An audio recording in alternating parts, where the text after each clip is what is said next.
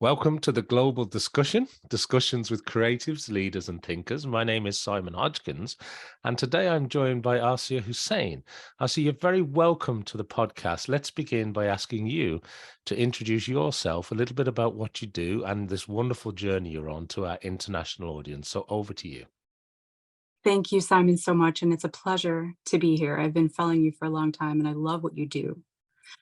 So I don't know if we've ever talked about this. My background is mostly in tech and in startup. I did startup in Chicago and developed a couple of companies. One that got bought by Groupon.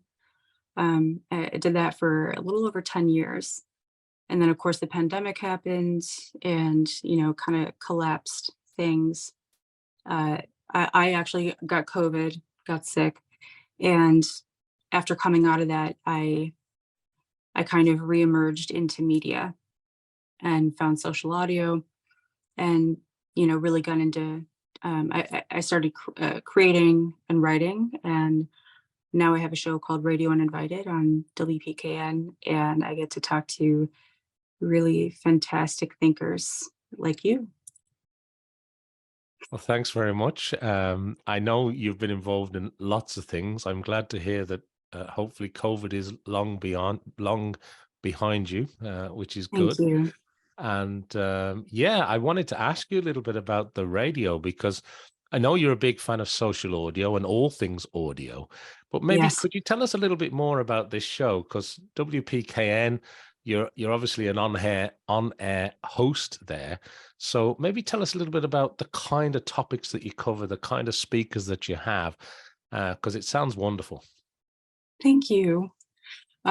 So Radio Uninvited really it kind of came out, like I said, after reemerging, after the pandemic. And so I first had a show, a small show on YouTube called Aacia in the Middle, and it was a privilege to be able to create and get the participants in on it. That I had Bobby Acino, Jimmy Urio, some really heavy hitters in commodities and in finance.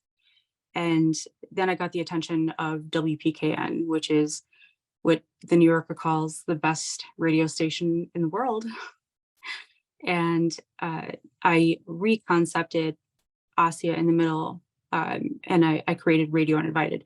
It basically just means, our country and our world is at odds, and we want truth. And where do we all fall if we're just critical thinkers and we just want to be heard? If we feel that we have a voice and we're not a part of the mainstream media, or we don't subscribe to what the mainstream media is telling us, and we just want to be heard, we're uninvited. So that's the concept. And we talk to some presidential candidates, politicians, authors, scholars, scientists, people that you may read about, people that we've seen obviously on Twitter that are active. Haven't talked to Elon yet, but the mission of Radio Uninvited is to allow people to tell the truth. And that's harder than it sounds, because this world that you're involved in with politics through the lens, this critical thinking that you describe, it is coming at a time where I think the areas of things like traditional media, journalism, Yes. countries, communities, and politics probably have never been as divided as they are today, or as complex maybe as they are today. And you must come up against that all the time. Is that really what this is? It's an area where you can have these deep conversations? 100%. You're totally right on. So there's kind of an inflection point that's happening where, whether you're talking to Tucker Carlson or an obscure scientist on artificial intelligence, people want to talk and they want to feel comfortable. And Radio Uninvited, our program, I believe, is a way that, they feel a little bit more open to speak freely, to share their opinions, and they're not going to be vilified.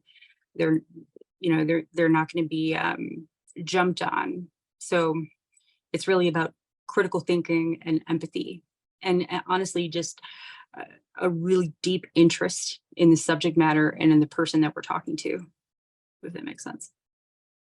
Oh, 100% it does. And I'm sure you meet some very interesting people when you're doing that show. And you're no stranger, as I mentioned, to the wider audio elements too, because you mentioned social audio, and social audio seems to be something that really grew and accelerated during the pandemic, when people needed some way of talking to each other and staying connected around the world. And I'm thinking back to things like Clubhouse, and today we have Twitter Spaces, and I know Spotify had a little go for a while, Right. and we've got LinkedIn Audio.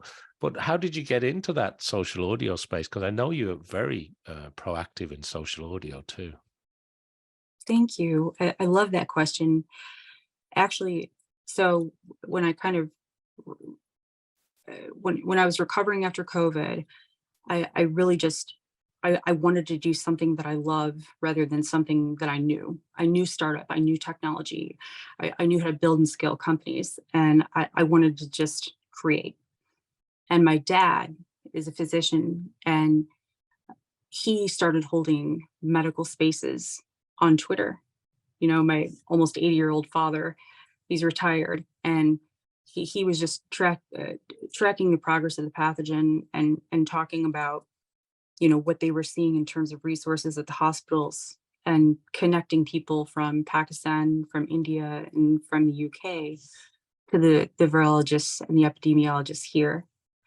So I was just like a little bird listening to what they were doing, and I started speaking up. I started talking. I eventually felt comfortable to share how I got sick, and then I created, and then I just started writing. So really, it kind of came from a really bizarre set of circumstances.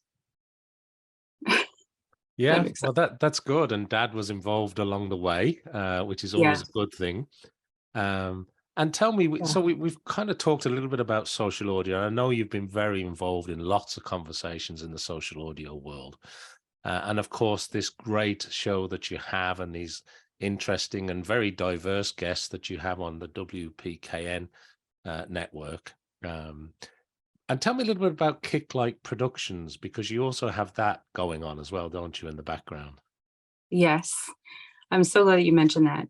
Kicklight Productions is really something that's coming together that funds um, new films and projects that need funding, that have been on the shelf for a while, particularly by marginalized communities. So we like to pay attention to brown and Black creators, and make sure that, you know, this is just something that we focus on. Whether somebody needs funding, so we kind of act as an acceleration point for people that need to fund different projects in the film space, if that makes sense. Yeah, and that's we've interviewed quite a number of filmmakers, and some award-winning filmmakers, Hmm. both in traditional filmmaking and in mobile filmmaking and mobile journalism too. Yeah. And it can be tricky, you know, whether it's sponsors or funders or people to actually, you know, bankroll a project. It's quite challenging, and it's a business. Yes. It's a business within itself, and a lot of people come into it from a very creative area, where actually it's very hard to get this stuff produced without that sort of commercial element to it. So how's it going at Kicklight Productions? Is it still very early days? Are you finding it very challenging? I'm sure it's a huge task that you've taken on there. Yeah. So Bob Johnson, who is kind of at the helm of things at WPKN, and he's my director, my boss. With all of the programming we do at the station, he really has the insight and the ability to make the connections that make a lot of these films possible. You should definitely have him on the program at some point. There are some really exciting film projects that we are going to make happen coming up that I can't quite talk about yet. So it's definitely an exciting time because things are really things are definitely starting to happen. I can't wait to tell you about it. Yeah, it sounds intriguing, and I know you're the co-chair there, so there's lots going on there, which is really, really cool. Do you miss the technology days pre-COVID? Do you linger back to that, or are you fully engaged now? Because what you're doing seems to be not only of interest to you, but a real passion. Thank you. You know, I don't know if anybody's asked me that, and I do. I do miss it to a point, like people ask me a lot about why I'm so passionate about what Elon's doing or paying attention to these things. And it's just because it kind of takes me back to building and being part of a startup and being part of something that you're scaling and putting sweat equity into it. I do miss that. But this is just touching something else that I've never touched before. And did you find, as a number of people have said to me over the months and years during the pandemic and post COVID, if we're in that era now, do you think it changed your viewpoint on what you wanted to do in a big way? Did it make you reevaluate things, or was it a natural sort of transition into what you're doing now? Both, yes. I got quite sick. I was hospitalized, and there were a lot of moments there. I don't know if you've heard me talk about it. It's okay. I don't want to make it too severe or anything, but I really didn't expect to pull out of it. So you kind of just put one foot in front of the other. And I really honestly never expected or dreamed to be able to talk to the people that I get to talk to, including you, and doing all the things that I'm doing. So I think it just completely shook me up, and then I just went for it, Yeah. Well, look, as I said earlier, I'm so glad that you are through those very difficult, dark days, and it's great to be talking today. I wanted to ask you a couple of other things, if I can, though. I wanted to move the conversation on a little bit. And I wanted to Sure. ask you about, because you're involved in this, I'm going to use the word polarized world that we live in today, and you're right at the heart of that culture and that deep thinking, particularly with the show, etc. But how do you keep abreast of what's happening? How do you keep current? Are you listening to podcasts? Are you, learning through the people that you meet on the show? Are you scouring the internet and social media constantly? How does that onboarding work for you? I probably do what you do. I pay attention to people. So I take all the headlines and everything that you read about, especially with the mainstream media, with a grain of salt. I think a lot of it is just not as trustworthy as it used to be. And I just look at the indicators. I look at really, what is this person telling us? What are they saying? Where are they coming from? What inspires them? Are they struggling? Are they confident? I really just pay attention to the person, and then you're totally hooked and you're totally fascinated. So the other thing I wanted to ask you is a little bit about maybe people that have inspired you or motivated you along the way. Now, this might be somebody that give you a helping hand, or it might be somebody that's offered you some advice along the way. When I ask you that question, what springs to mind for you? There's a few people that have really given me everything with being able to do what I do. The first is Bobby Acino. He's market trader. He's the head of a couple hedge funds. He runs a show with Jimmy Iurio called the Future's Edge, and he really kind of sparked my ability to understand that I could do this. This was a few years ago. I really just responded to a tweet that I had, and he dropped some kind of meme, you know, And I mean, he's so smart. He's so brilliant. My dad would talk about trading and financials with him. And, I was like, this is a guy that's never going to pay attention to me. And he dropped some kind of meme, and he's like, so many people have hurt me.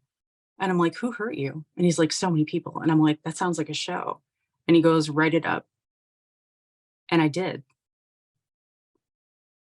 And he responded. And he got a Uriel involved. And the next thing we knew, Aacia in the Middle was born. I still can't believe it happened. So I think about that all the time. Bobby Acino is my heart. Chris Gardner, weirdly, is a huge influence of mine personally. I haven't had the privilege of talking to him in an interview yet. But he obviously wrote The Pursuit of Happiness and a number of other books. And one of my favorite quotes of his is, don't ever let anyone tell you that you can't do it, not even me. And he's a Chicago guy. He just inspires the hell out of me. He's my my quote on my Twitter profile. I just love the hell out of him. And obviously Bob Johnson, the head of Second Saturday Magazine and program director at WPKN. He kind of plucked me out of social audio and said, we want you at WPKN. We want you to help kind of bring what you're doing and bring it to WPKN. And he's such a good person. So those three would be. Wow. Yeah. I mean, and that's wonderful, because it's not very often that you hear people joining the dots between, social media activity, following up on a comment or a post or a meme, how that transpired into almost this new entity and then this other role. And thank you for saying that. I agree. I think everybody should follow up. Everybody has those moments on social media where they see somebody say something or give an opportunity, even if you don't think it's possible. And that's the thing I honestly love about Twitter, is you have access to the best minds in the world, the best at their game, the best in any relative area or category or discipline. And everybody lives and breathes on Twitter all day long. So you have access. You know what I mean? Like you can make you can make whatever you'd like out of it. I think that's a great observation, because we saw a lot of people exiting. We've had a lot of roller coaster moments with Elon Musk's purchase. People went over to Mastodon, etc. But I think there is a lot in what you've said there, in terms of you can get out of it what you put into it. And I would tend to agree. I don't look at it just as this sort of town square or the water cooler moment, but it is a phenomenal tool for reaching people, connecting with people directly, Mm-hmm. engaging with people. And you've joined those dots between engagement on social media and turning that into a real fully fledged exciting career. And I think that's really important, because all too often, as I say, we don't see those dots being joined up.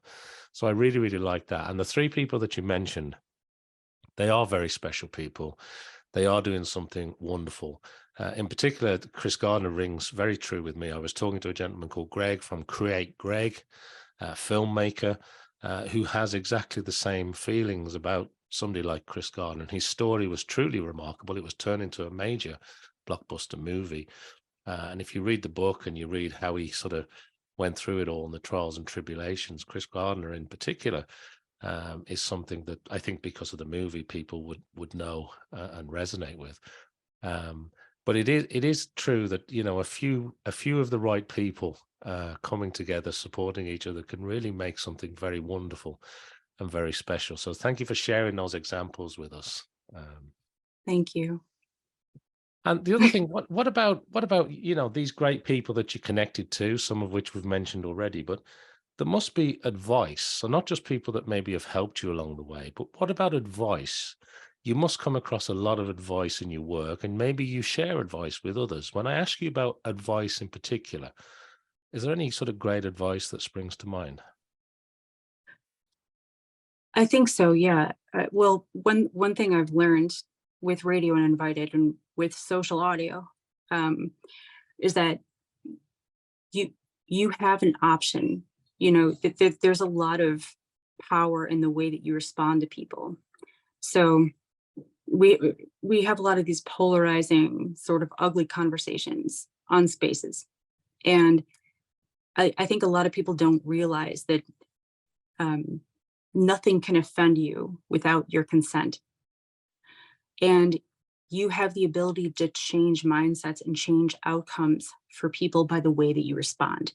So if somebody is totally upset, they don't agree with you, whether you're talking about COVID, whether you're talking about gun policy, whether you're talking about all of the other divisive, polarizing things that we can think of, there are people that just want to be angry, but they really just want to be heard.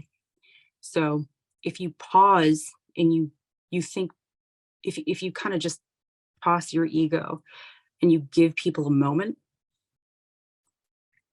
you can change the whole outcome of not just the way they think about it, but everybody else that's listening. You know, like I really believe in it as much as it can be positive discord.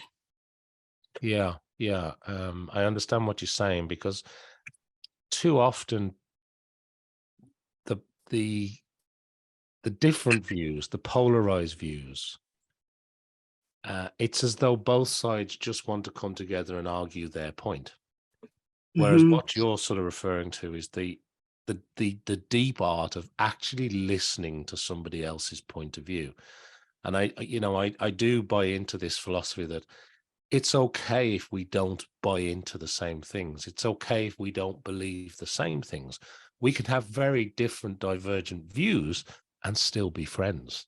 And it's somewhere Yes, along the way we lost that, didn't we? Somewhere along the way, or lots of people yes, lost that. yes, and we can regain it. Yeah, yeah. Well, hopefully you're already kickstarting that journey of us regaining that. And good conversation is so important, particularly in this topsy-turvy, hyper-fast world that we live in today. It's so important that we do get the option to discuss these topics, to understand other people's points of view, and to truly listen to what people feel and what they believe. And that can be very hard sometimes if, deep down you're going, but that person's wrong. That's just not technically correct. And, Hmm. being able to hold back and allow the conversation to grow and expand. And so you get maybe beyond the initial headlines, beyond the initial angst and anger, and actually into a more meaningful conversation. That's normally where people start coming together, I think. Yes, yes. That's where the good stuff happens. That's where things happen that can surprise. Like that's where like kind of the new grit happens. You know, it's really a, a really warm and impressive thing when you can say when you can dispel somebody's anger and validate their feelings or their thoughts and say, that's a perspective that I hadn't considered, or we all have the right to our own inner lurkings, you know. We obviously don't have to agree. I mean, I think what you're saying is so right on about that being lost, because we're so afraid of offending, and we're stepping on eggshells all the time to a fault, where we really have forgotten that we should all welcome opinions and perspectives and the debate around those things, and we can still walk away with civility. Yeah, yeah. Thanks for sharing those viewpoints. So important today. And I think, as I said earlier, more important today than it's probably ever been. It's not easy. That path that you're walking certainly isn't easy. Look, I want to change it up again, and I want to maybe ask you a little bit about the future now, because we've talked about the current and the kind of things we're doing. But what are you passionate about? What are you hoping to achieve over the next 6 to 12 months? Are you one of those people that plan meticulously with lots of lists that you've got to do? Or what's on your horizon? How do you think about the future? In terms of myself and with my own projects, or at a greater scale? Well, maybe a little bit of both, because obviously you've got a lot going on at the moment. What does that look like over the next sort of 12 months or so? What are you excited about there? But also maybe in a wider context in terms of your own life, your own direction. I really want to bring Radio Uninvited to as many people as possible. Um, I want to continue to accelerate it and have really profound conversations with incredible people, and even some people that other people don't want to touch. So I really want to scale and build that, and I hope you'll be watching, and I hope everybody else will be watching and listening. And I'm really intrigued and concerned about where artificial intelligence is going to take us. That's probably a topic for another day, but I want to use, I think the next 12 to 18 months is kind of a sticky window where, and I know you talk and post a lot about AI too. A lot of the technologies, they don't have to be looming or dangerous or progressive towards AGI.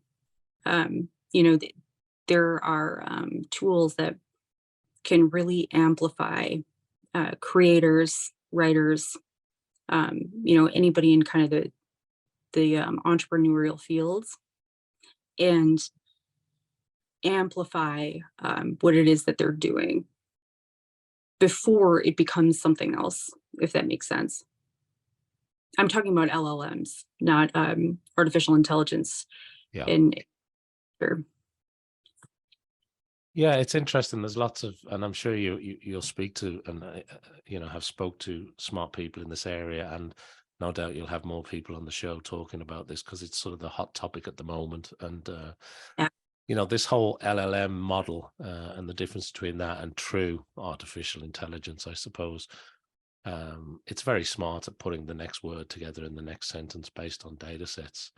But Mhm. past that, we still have lots of gaps. And then you get into the world of synthetic voice and promotions and algorithms and using that for good and for bad. I'm sort of a bit of a proponent of AI for good. I'm trying to Yeah. get it to do good things and to solve big problems in things like healthcare, for example.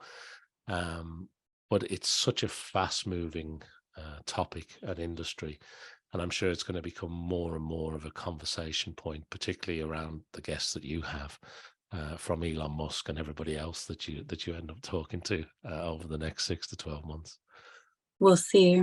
Gary Marcus is another great person that I've been able to pick his brain about in this area. He testified with Sam Altman at the congressional hearing on artificial intelligence. He's a neurocognitive scientist. He's written a couple of books on AI. Anyway, he's kind of the mind that we're at, where AI is not as far along in terms of the totally looming sentient threat that a lot of people are afraid of. And if we pay attention and we govern it in the right way, it can be used for good. Yeah, I think there's a big gap between it being sentient and what we've got now with LLMs. There's Yes. a big gap. And then, Yes. I talk a bit, I won't go into it here, but I talk quite a bit about quantum computing and the impact that will have. And that's the other sort of shadow in the corner. Because whether that's IBM or somebody else, that could be 10 Right. years away. It might not be in our lifetime, though. We don't know. But quantum computing, qubits, and wonderful world, combined with true sentient intelligence, I think that's a whole different ballpark to where we are today. And we're getting quite heated about where we are today, and Yeah, we haven't even scratched the surface. correct. I Yeah. agree. Yeah. Quantum computing and everything you're talking about, I had no idea that that was something that sparked your interest. I think that, as you said, is the shadow in the corner that is coming up. That would be the system or the utility that may bite into something that we can call sentience, but at the same time, it may be there's the key word is indistinguishable. And then we have to answer our own questions about, are we conscious? How do we know that we're conscious, and things like that. That's a whole other episode. That's a whole other discussion. Yeah. Yeah, I know where that rabbit hole goes for sure. Yeah, But you're right. I mean, when you can't tell the difference, when it's M to M and not human to human, that's a different ballpark. And we're kind of close on some of it now, because it can pass tests, it can pass the bar, it can pass the medical exams, it can produce maybe the written word and the audio world, and produce videos better than a lot of people on the planet can. So there is that element of the sort of large language model algorithmic approach to what we're doing at the moment with, in inverted commas, artificial intelligence. But it's it's a magnitude ahead of that, really, what I think you and I are starting to touch on here. I But hope so. we'll have to get back on another episode and really dive into that. I'd like that. Yeah, that would be great. Well, Look, I'm a great fan of yours and what you're doing. So you're very kind to say that. I appreciate it. The other thing I want to just wrap up, before we wrap up, I wanted to ask you just two quick things, if I can. Number one is there anything that I haven't asked you that's important to you that you want to share with our worldwide audience, or anything else that you want to double down on?